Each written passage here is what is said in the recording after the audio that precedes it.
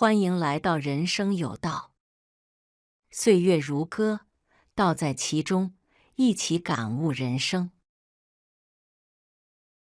宽容是一种智慧，是人与人之间和谐相处的润滑剂。然而，宽容并不等于无底线的退让，因为每个人的尊严都需要守护。真正成熟的人，懂得在宽容与底线之间找到平衡，既展现教养，又维护自尊。宽容从来不是懦弱，而是一种选择。面对矛盾时，宽容可以化解争执，避免无谓的情绪内耗。一个懂得宽容的人，往往能够站在对方的角度看问题，从而赢得他人的尊重和信赖。一位项目经理曾遭遇同事擅自修改方案，并上报领导的情况。他没有急于争辩，而是私下与同事沟通，指出问题所在，同时强调团队合作的重要性。最终，他既维护了方案的正确性，也赢得了同事的尊重。这种处理方式正是宽容的体现，它避免了关系的破裂，同时让对方意识到自己的问题。然而，宽容并非无限度的让步，没有底线的宽容会被解读为软弱，甚至可能被他人利用。每个人都需要明确自己的界限，以保护自己的核心利益。底线是尊严的象征，也是对自己负责的表现。一个年轻母亲在排队结账时被插队，她礼貌地提醒对方注意秩序，但对方态度恶劣。这位母亲果断要求工作人员介入，既保护了自己的权益，也教育了孩子尊严的重要性。通过行动，他向孩子传递了宽容与底线并存的智慧。教养是宽容的基础，它体现了一个人的内在修养和素质。教养让人懂得尊重他人，用理性处理问题，而不是诉诸冲突。有教养的人懂得分清对方的意图，对于无心的冒犯，他们会选择包容。然而，教养并不意味着没有底线。当他人利用你的善意时，适当的反击不仅是自我保护，也是一种必要的提醒。一位从事教育的老师曾提到，他带过一个性格叛逆的学生。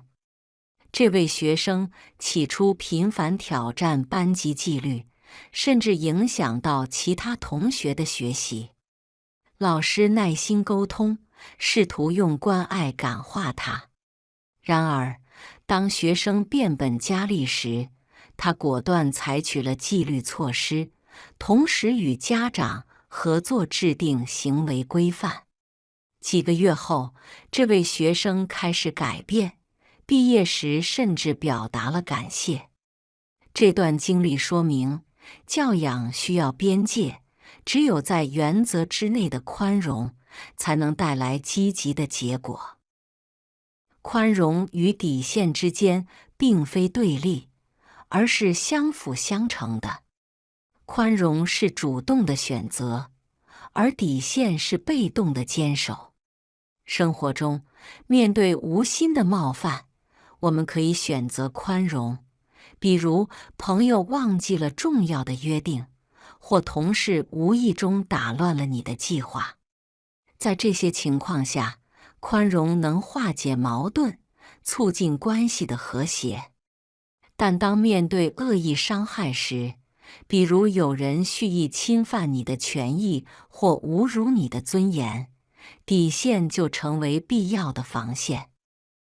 一位企业家在与客户的合作中，曾遭遇对方试图修改协议以获取更多利益的情况。他冷静地表达了协议不可更改的重要性，并向客户说明信任的基础在于尊重原有约定。最终，客户同意了原协议，并继续合作。这次经历不仅维护了公司的利益，也树立了专业形象。底线的存在并非为了对抗，而是为了明确彼此的界限，确保合作的顺畅。宽容的核心在于理解，而底线的意义在于自我保护。宽容让我们学会包容他人的不足，而底线则让我们守住自我价值。这种平衡既不会让我们被视为软弱，也不会让我们成为冷漠的人。真正成熟的人懂得什么时候选择宽容，什么时候坚守底线。有教养的人并不是事事忍让，而是懂得用智慧处理矛盾。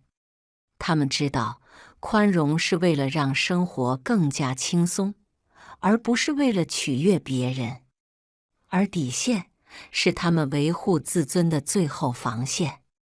一位长者曾说：“我可以宽容，但不代表我没有底线。”这句话恰到好处地诠释了宽容与底线的关系。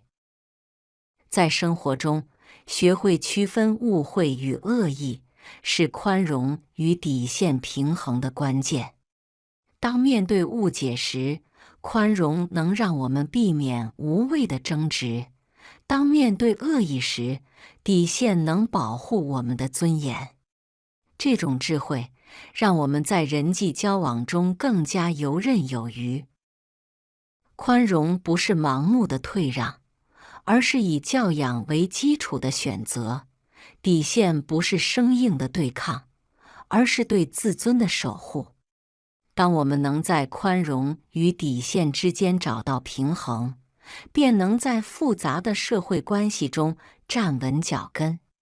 通过宽容，我们成全了他人；通过底线，我们守护了自己。